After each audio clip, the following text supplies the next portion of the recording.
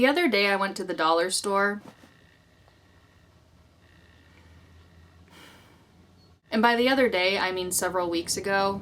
The other day used to be the day before yesterday in my vocabulary, but I've since started using it as any day that happened before this day.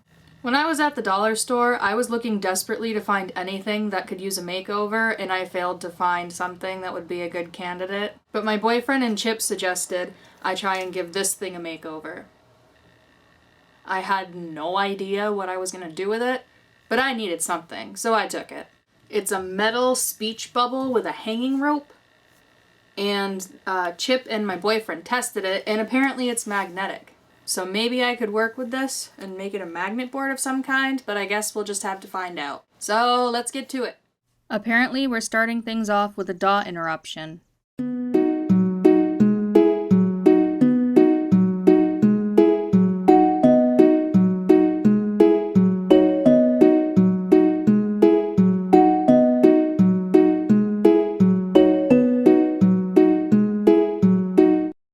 I guess she had enough after I accidentally dropped the thing on her tail.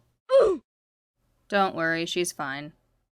Anyway, I'm just adding on some paint and I'm testing to see if the magnets will still work through the paint. My boyfriend said they should, and he's pretty good with sciencey stuff, so I trusted him, but I still needed to try it for myself. I realized that the blue color was making the speech bubble blend in too well with the background, so I put down some paper to make it stand out, plus I thought that would save my mat from the paint mess anyway.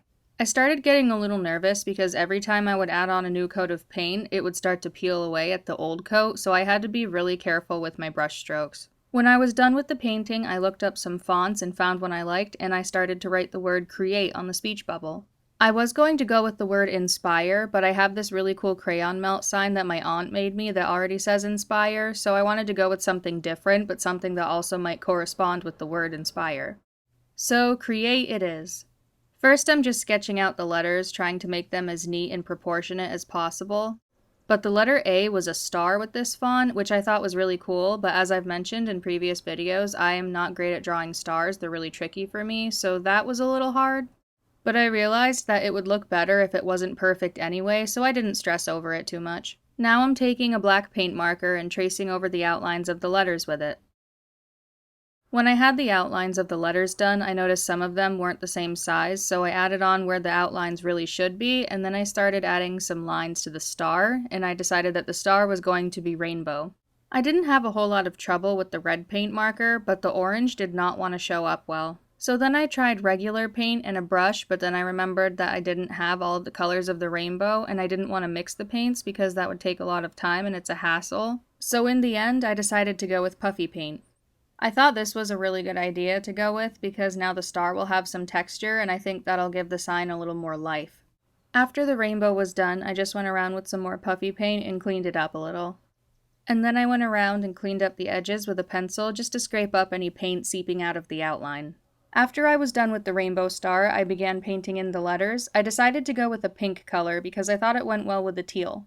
My first choice probably would have been purple, but I didn't have any regular purple paint. And as I mentioned before, mixing paint was just not something I was in the mood to do. But I think the pink looks alright anyway, so it all ended up okay. After doing another coat of pink for the letters, I then went around and cleaned up the outlines for them. Next, I added some highlights to the letters because I thought that would make it look more flashy and colorful. I also just really love adding highlights to things. After the paint dried overnight, I took out my Mod Podge. I don't know why I found this so satisfying, but I did. I was very hesitant to add a coat of Mod Podge to this because I was using the glossy kind, which tends to be a lot stronger than the regular matte kind. I was also nervous about ruining the paint job because, as I mentioned, whenever I would add another coat of paint, the paint would peel or bubble up, and as you can see, the Mod Podge did create some bubblage at the top. I'm pretty sure I just made up a new word, and I love it.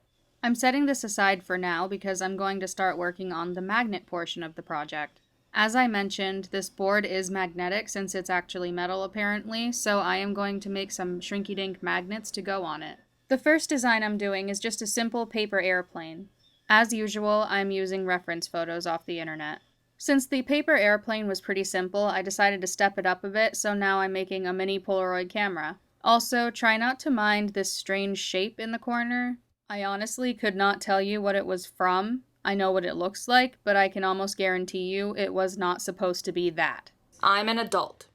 I had a tiny bit of trouble with the details on the mini Polaroid, but it wasn't too difficult. What's funny is looking back, I totally just could have used my own mini Polaroid as a reference for this, but I didn't think to do that.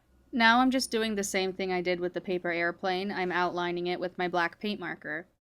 I almost made this a light blue color, but then I remembered it's going on a tealish blue background, so I decided on green instead. Next, I thought I'd go back to something a little more simple, so I am drawing a big popsicle. At this point, I'm straying from the theme of create. I can see how the first two are relevant to creating something, but the popsicle, not so much. So I guess now I'm focusing more on the aesthetic than the whole create theme. I wanted to make this a green popsicle because lately I have been obsessed with the lime outshine bars, but the camera already got dibs on green. For my last design, I decided to try and make a cute little dinosaur. I didn't want to do a T-Rex because I thought that would be too basic, so I decided on a Stegosaurus. But my favorite dinosaur is probably either a pterodactyl or a triceratops. If you have a favorite dinosaur, tell me in the comments what it is.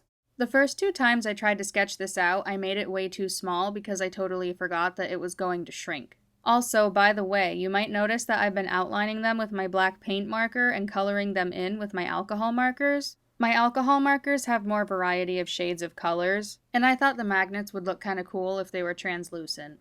I was really hesitant on coloring this dinosaur purple because I do not like Barney and I don't want anything in my presence that even slightly resembles him. But again, I couldn't use blue because this was going on a very bluish background. I couldn't use green because the camera already is green.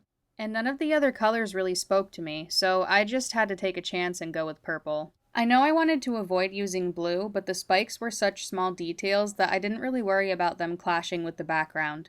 I colored in his polka dots green since those were also a very small detail. Once they were colored, I cut them out and put them in the oven and shrank them. They turned out okay. I didn't like how dark my dinosaur turned, but if you hold him up to light, he is still purple. Also, the tail of the paper airplane broke off. Nothing a little super glue can't fix. Now I'm bringing out my resin. You probably recognize this from a much older video if you've been a long-time subscriber. And I'm using this mini UV flashlight that I bought from Happy Kawaii Supplies on Etsy. And this is actually my first time using it, so I'm pretty excited to see how it works out. I'm just adding a coat of resin to each of the shrinky dinks and then curing them with the UV flashlight. I forgot that you're not supposed to layer resin, especially not in the middle of curing it, so that was pretty stupid on my part. I really like this step because it's satisfying to see the shrinky dinks become glossy and 3-dimensional. The dinosaur didn't really make it out of this well. He's not that visible on camera, but in certain angles of light you can still see his actual colors. After that, I took out my super glue and my stack of magnets and I began gluing them to the back of each of the shrinky dinks. I was a little nervous about using super glue and UV resin on the same surface because chemicals make me nervous, but nothing crazy seemed to happen. I did, however, have extreme difficulty trying to separate these 2 magnets. I don't know why, but they were so stuck together. So I just took a random one out of the stack and used that instead, but eventually I did get them separated. I know. Thank you. After I attached the magnet to the last shrinky dink, I remembered that I took out the rope to hang the sign by, so I had to find something to replace it. So I took this random bag of yarn I had lying around and took some purple out of that. I measured it to be the same length as the original hanging string, but that didn't end up working out for me. I couldn't seem to tie a knot big enough on either side to keep the yarn from sliding through the holes. So I decided to do things my way. 20 minutes later. I tied a big, sloppy, ugly bow at the top instead. Once I got it hung up, the last thing I had to do was to attach the magnets. Honestly, on the board, they look even worse than they did off of it, but it's okay. I still had a lot of fun making this and using my UV flashlight for the first time. Maybe I'll make more magnets for this in the future. If that would be something you'd be interested in, let me know. Maybe I'll even make seasonal ones so I can change them every now and then. Unfortunately, I forgot to take a before shot, but I really think that this looks so much better now. It has actual character, and I really like the way the letters came out as well as the color scheme I chose. But that's gonna do it for this video. Thank you so much for watching. Don't forget to like, comment, and subscribe if you liked the video, and I will see you next time. Bye!